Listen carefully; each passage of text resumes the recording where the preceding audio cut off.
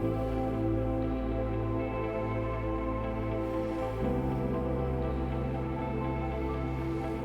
dulu masih 1.003 ini. Ya, kalau bicara dulu dan sekarang juga memang beda era, beda konsumen ya. Ya kalau kerak telur saya kurang tahu, kalau telurnya saya tahu. Kalau masalah pendapatan nggak tentu bang, namanya juga orang dagang. Kalau lagi ramai ya alhamdulillah banyak, kalau lagi dikit ya kadang nggak sama sekali bisa. Kadang-kadang berebut lapak, kedemi yang pertama kagak tuh setahunan total enggak. Drastis bang tuh merosot jauh banget bang, jatuh bener-bener banget. Memang beda banget dari tahun yang lalu sampai tahun sekarang beda jauh.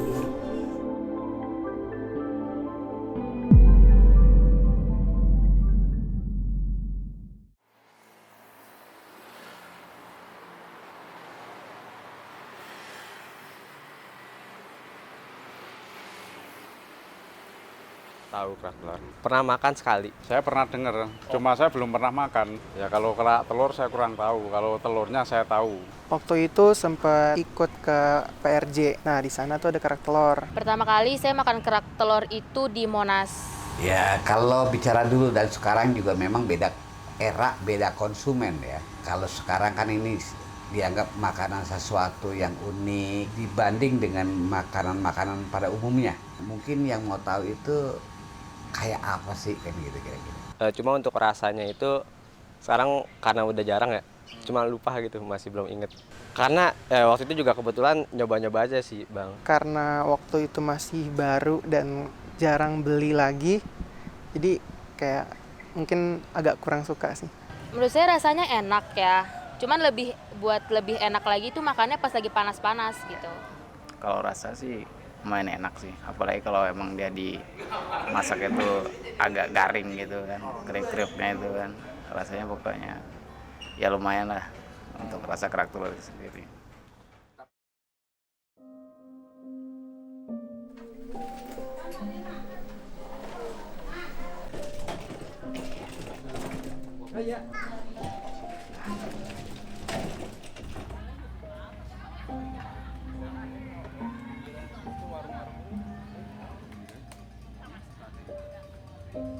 Saya mengenai kerak telur dari awalnya saya sering suka main di PRJ. Setiap tahun tuh di PRJ ada acara ulang tahun Jakarta. Di PRJ itulah kerak telur selalu ada setiap tahun.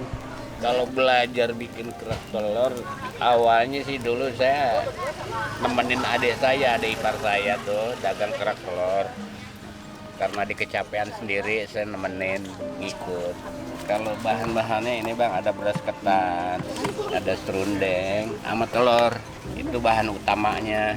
Nah ini bumbu-bumbunya, nah ada ebi, garam, lada, penyedap bila perlu. Banyak kan yang nggak suka pakai penyedap.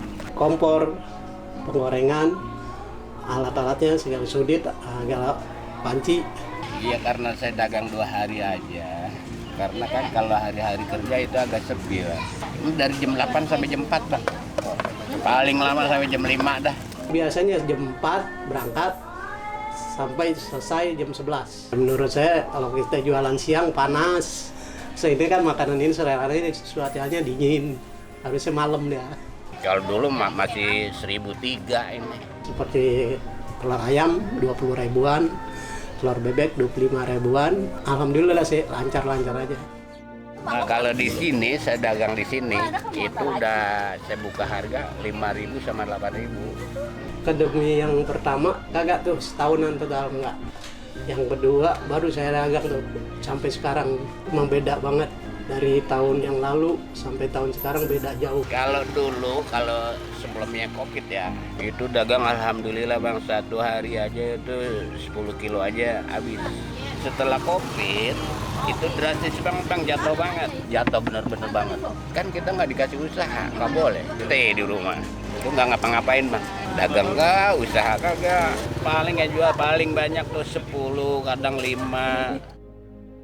Itu belum bisa dipastiin bang, karenanya dia kadang ramai kadang sepi. Alhamdulillah sih yang kita usahain benar-benar buat nanggung keluarga, mudah-mudahan cukup. Kalau lagi ramai ya alhamdulillah banyak, kalau lagi dikit ya kadang nggak sama sekali bisa. Nah, kalau lihat perkembangan sampai sekarang, alhamdulillah sekarang dari anak-anak itu udah banyak yang menyukai, Bang. Juga udah banyak yang kenal apa itu kerak telur. Karena waktu itu zaman itu barang pada murah, belanjaan pun murah. Beda sama sekarang, belanjaan mahal, dagang pun tetap dijualnya segitu juga. Naiknya paling bedanya dikit. Jangankan anak-anak, seusia kita juga banyak yang nggak kenal, Bang. Tapi sekarang alhamdulillah dari anak-anak udah ada, Bang. Udah ada? Iya, udah ada. Generasi penerus udah banyak.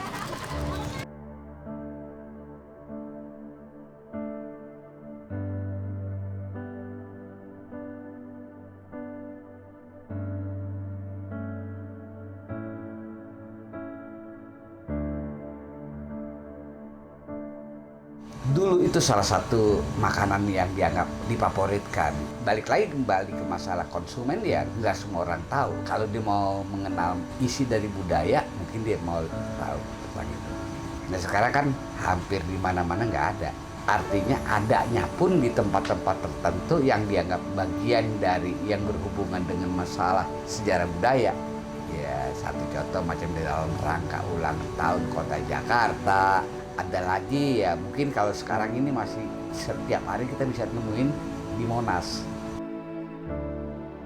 Wah ya bukan cuma kerak telur sebenarnya banyak banget makanan-makanan yang berhubungan dengan masalah budaya Betawi. Karena kaitannya dengan masalah budaya ini kan sejarahnya juga harus ada yang mau peduli melestarikan itu sendiri. Kalau nggak ada nanti budaya apapun, sejarah apapun cuma tinggal kenangan.